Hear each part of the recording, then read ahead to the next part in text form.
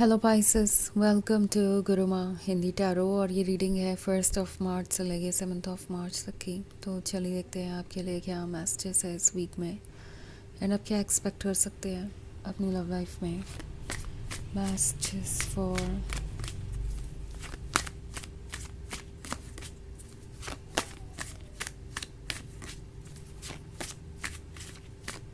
Pisces.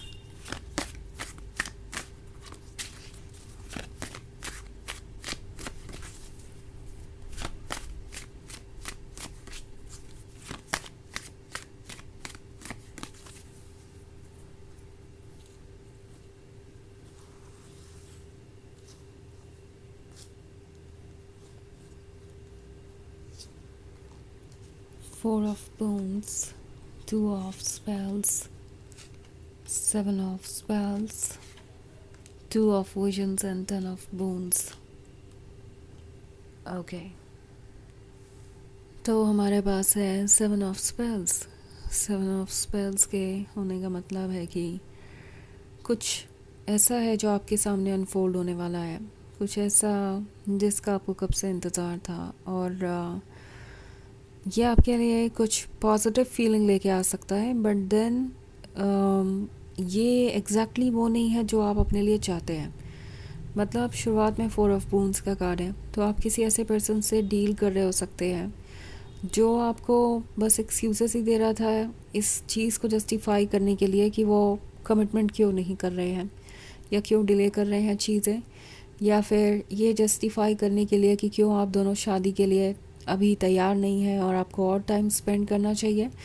तो ये obviously उन लोगों में से हैं जो बहुत सारी चीज़ें शेयर नहीं करना चाहते। इट्स लाइक उन्हें रिलेशनशिप चाहिए, उन्हें लव चाहिए, उन्हें अटेंशन चाहिए, पर अपने हिस्से की कोई चीज़ आपके साथ शेयर नहीं करना चाहते। हालांकि ये ज़रूर चाहेंगे कि आप उनके साथ सब कुछ शेयर करें। तो इन्हें आपका स्पेस चाहिए, इन्हें आपका टाइम चाहिए, इन्हें जो भी रिसोर्सेस है आपके वो भी चाहिए। पर जब बात आएगी इनकी तो ये आपको डिसअपॉइंट कर सकते हैं। बट चूँकि 2 of Spells का कार्ड है, तो अगर आप इस रिलेशनशिप के लिए कब से कोशिश कर रहे थे, चाहते थे कि ये रिलेशनशिप आगे बढ़े, तो ये आगे बढ़ सकता है। मगर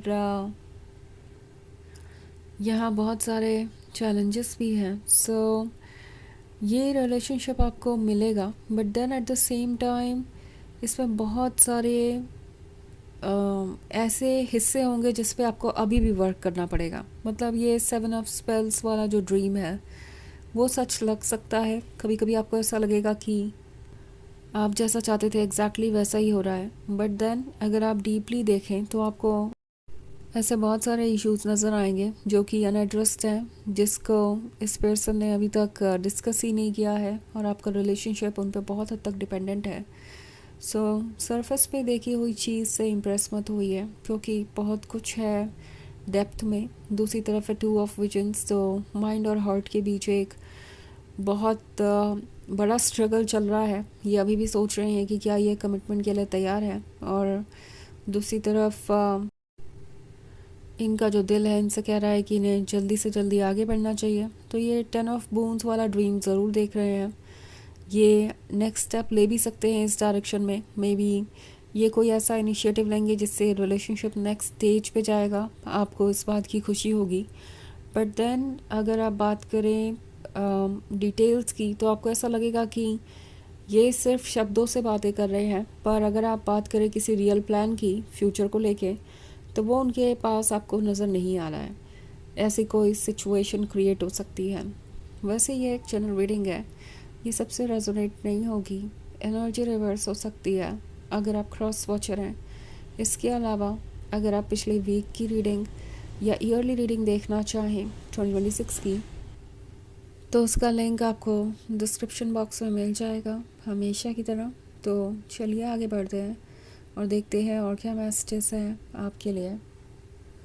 मैसेजेस फॉर पाइसेस।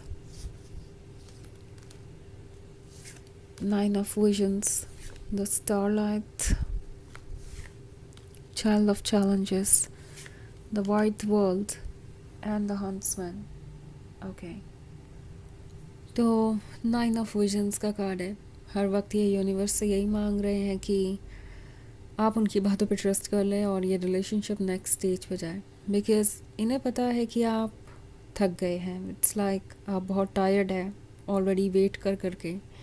आप चाहते हैं कि अब ये रिलेशनशिप आगे बढ़े। आफ्टर ऑल अब भी अगर आगे नहीं बढ़ता है तो इसका फ्यूचर है ही क्या। सो वो जानते हैं कि अब कोई एक्सक्यूज़, अब कोई बातें, अब कोई लॉजिक काम नहीं आएगा। और दूसरी तरफ हमारे पास है चाइल्ड ऑफ चैलेंजेस।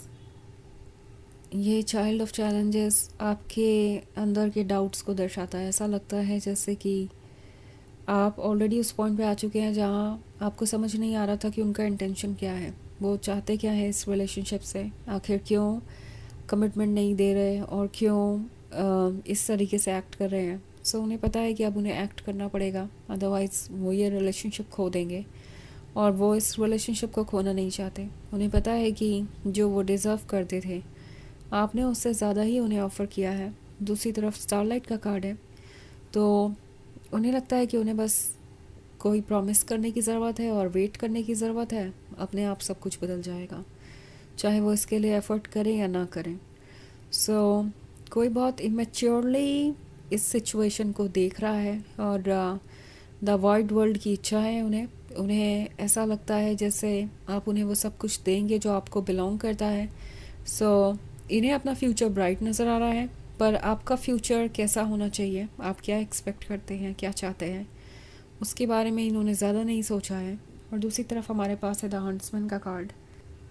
तो द हंट्समैन के होने का मतलब है ये सोच रहे हैं कि ये कैसे अपने तीर को निशाने पे लगाएंगे। इट मीन्स सोच रहे हैं कैसे अपने गोल तक पहुंचेंगे, उन्हें क्या कहना चाहिए, क्या नहीं कहना चाहिए, कैसे आप उनकी बातों पे ट्रस्ट करेंगे।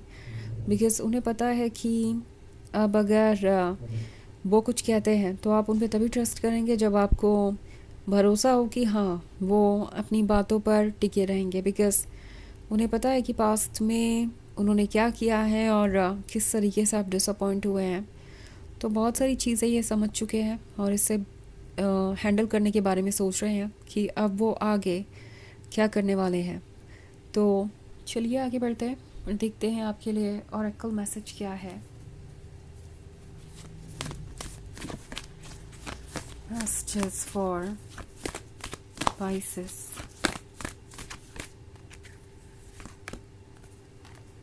Sanat Kumara, light activation, shine your light. Your internal guidance is coming through loud and clear. Okay. तो ये कार्ड आपसे कह रहा है कि आपको अपनी लाइट को शाइन करना चाहिए, अपने अंदर की लाइट को, क्योंकि आपके अंदर की लाइट ही आपको गाइड कर रही है, आपकी सोल आपको गाइड कर रही है। तो अपनी इंटरनल गाइडेंस को सुनिए और इसे ही फॉलो कीजिए, बजाय किसी और एडवाइस के, बजाय किसी और नेगेटिव थॉट के, किसी डाउट के और किसी और तरीके के आइडिया को फॉलो करने के। ओके, तो टैरो आपसे कह रहा है कि आपकी गट फीलिंग, आपका इंट्यूशन ही इस वक्त आपको इस प्रॉब्लम में क्लियरली देखने में हेल्प करेगा। ओके, क्योंकि जो भी आप देख रहे हैं ज़रूरी नहीं कि वो पूरी तरीके से ट्रू हो। तो ये है रीडिंग इस वीक की। आई होप आपको अच्छी लगी होगी। Thanks for watching. Till next video, bye.